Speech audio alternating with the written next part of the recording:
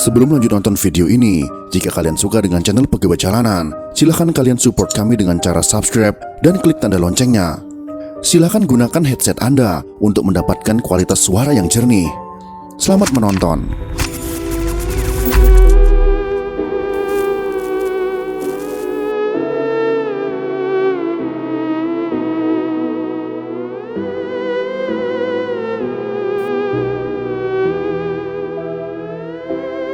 Tahun 2020, genap 130 tahun migrasi orang Jawa ke Suriname, koloni Belanda. Mereka menjadi pekerja kontrak di perkebunan sebagai penggadi budak yang dilarang pada tahun 1863. Sebelum mereka, pekerja kontrak berasal dari India, Britania, yang banyak ulah dan menuntut upah besar. Gelombang pertama imigran dari Jawa datang pada tahun 1890. Mereka berjumlah 100 orang Jawa, ditempatkan di Marienburg, perkebunan tebu terbesar di Suriname.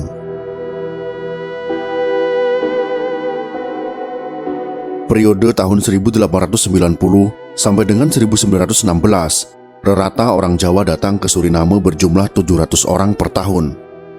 Jumlahnya berlipat pada tahun 1916, setelah pekerja kontrak India Britania tak lagi dipakai.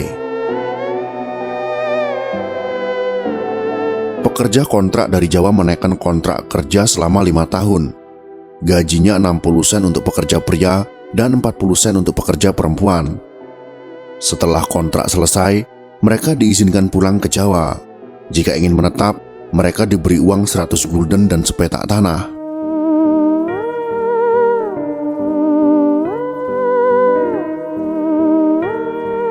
Kehidupan kuli kontrak mengenaskan.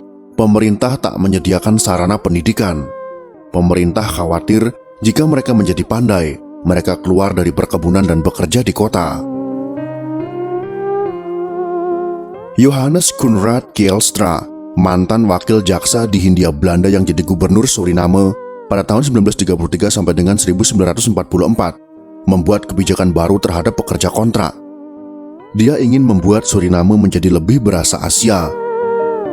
Imigran yang datang tidak ditempatkan langsung di perkebunan, melainkan disiapkan desa-desa khusus.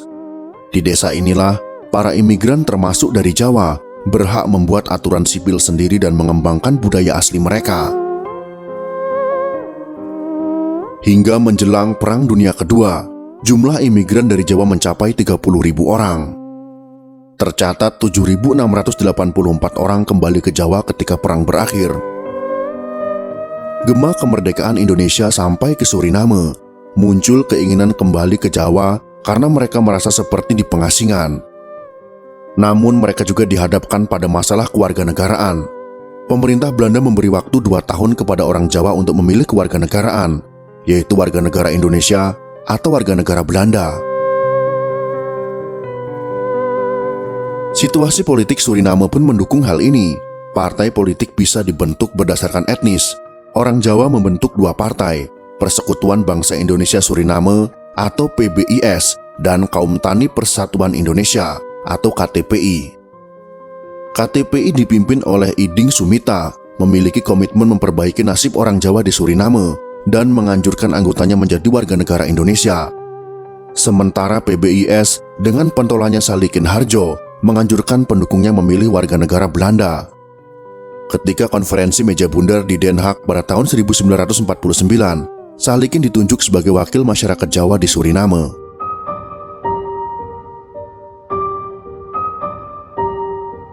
Pendirian Salikin berubah setelah pengakuan kedaulatan. Dia mendirikan Yayasan Ketanah Air pada bulan Mei tahun 1951 yang mendorong orang Jawa Suriname kembali ke Jawa. Dalam waktu singkat dia berhasil menghimpun 2.000 keluarga. Pemerintah Indonesia menerima permintaan Yayasan Ketanah Air dengan syarat repatriasi tidak ditujukan ke Jawa karena sudah padat. Pemerintah memberi lahan seluas 2.500 hektar di daerah Tongar, sebelah utara Pasaman, Sumatera Barat. Mereka tiba di Tongar dengan kapal lengkuas pada tahun 1954 dan mendirikan desa. Asa membangun kehidupan yang lebih baik dari negeri asal buyar. Mereka menghadapi kesulitan keuangan, tanah juga sulit diolah.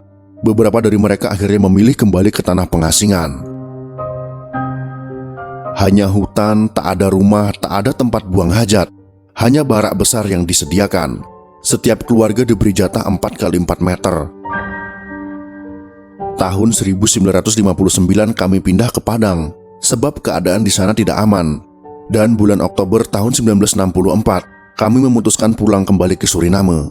Ujar Rumjinah Wagina Sunawi, seperti dikutip oleh Yvette Kopin dan Harriet Mingun dalam Stil Patiënten, Levens Verhalen van Javan Surinames Onderen in Nederland.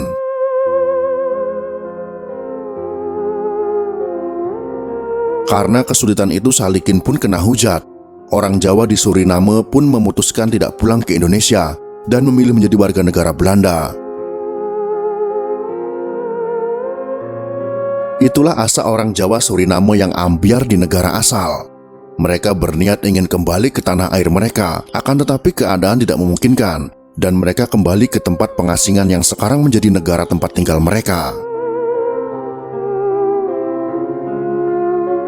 Jika kalian suka dengan video ini, silahkan berikan jempol ke atas. Dan jika kalian menganggap video ini bermanfaat, maka bagikanlah untuk teman-teman Anda yang lain. Terima kasih sudah menonton.